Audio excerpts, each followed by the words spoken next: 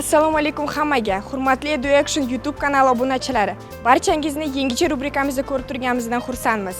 Bugun biz IELTS imtihoniga tayyorlanayotgan o'quvchilarimizga savollar berib ko'ramiz. Agar tayyor bo'lsangiz, boshlaymiz. Assalomu alaykum. Yaxshimisiz? IELTSga tayyorgarlik ko'ryapsizmi? Qaysi skill sizga eng qiyin? Writing qiyinroq menga. Writing nimaga? Chunki unda vaqtga qaraganda ko'proq o'ylashingiz kerak, bunga yozish uchun ideyalar bo'lishi kerak. Shuning uchun qiyinroq menga deb o'ylayman. Eng osonichi? Osoni reading bilan listening ketyapti menda hozir. Oson. Eshitgan bo'lsangiz, hozir IELTS ruchkaga o'tgan. Bunga munosabatingiz qanday? Unisi yaxshi, hozir ruchka bo'lsa, keyinchalik kompyuterda ishyapti. Qalamdan ko'ra ruchka bo'lgani qulayroq. IELTSga tayyorgarlik ko'ryapsizmi? Ha, lekin judayam muntazam emas. Tayyorlanmayman sekin.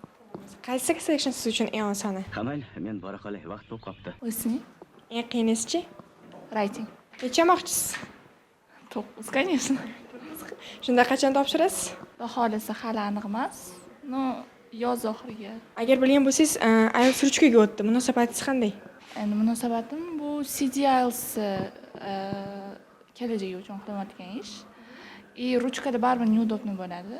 Yozish, writingni baribir o'chirib, yozib, ruchkada ustidan chizib, bo'yab tashlashga to'g'ri keladi. CDda topshirish qulayroq bo'lib qoldi.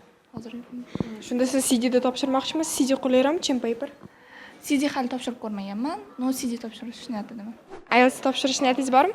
Yo'q, IELTS. Ingliz tilini nima niyatda o'qiyapsiz? Institutga kirish uchun. Darajangiz qanaqa? Hozir IELTS level 1. Qanchadan beri IELTSga tayyorgarlik ko'ryapsiz? 1 yil bo'ldi. Necha moqchisiz? 9. Qaysi section sizga eng osoni? Speaking. Eng qiyinisichi? Yo'q, unaqasi. Qarang, hozir ruchkaga o'tgan-ku IELTS, bunga munosabatingiz qanday? Farqi yo'q. Yaxshimisiz? Of course. IELTSga tayyorgarlik ko'ryapsizmi? No. Qaysi darajadasiz ingliz tilida? C1. Qaysi section siz uchun eng osoni? Speaking. I can do this all day. Eng qiyinisichi? Reading. Because I don't like the reading. Reading is for who have a lot of time for spending the reading. Nima demoqchiman? Kim ko'p bekorchi vaqti bo'lsa reading o'qisin demoqchiman. Vaqtimni oladi-da. Nima deb o'ylaysiz? IELTS on paper o'qilaymi yoki kompyuterda?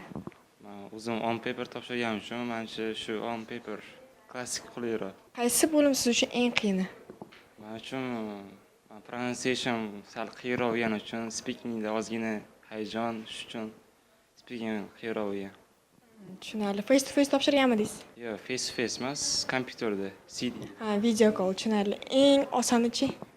Eng oson reading bilan writing bo'lgan. Hozir tayyorgarliklar qanday ketyapti? То есть подготовки. Хорошо. Какой section самый тяжелый? Section. Наверное, учить слова. Какой метод, qaysi usulda siz so'zlayapsiz? Выписываю слова. Да. Вы слышали новость, что теперь paper будет писаться как бы на ручке? Какое у вас к этому отношение? Хорошим. Вы будете paper в будущем сдавать или CD все-таки? Думаю, все-таки компьютер удобнее. Qaysi section siz uchun eng osoni? Reading. Eng qiyinichi? Listening.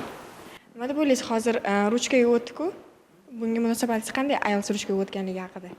Gapirishga tilim bor, lekin haqqim yo'q. Bilmadim. O'zi on paper topshirmoqchisiz yoki kompyuterdami? O'ylab ko'rganim yo'q. Qani sizga hozir bitta savol beraman. Nima deb o'ylaysiz? Sizda shu hayotingizda shunaqa so'z bormi? Oson, lekin har doim esingizdan chiqib qoladi. Bir xil payt bo'lib turadi hozir. Qaysi so'z? Bilmayman lekin. Ko'rsatuvimiz o'z nihoyasiga yetdi. Keyingi safar savollarimizga siz javob berishingiz mumkin. Tayyor turing.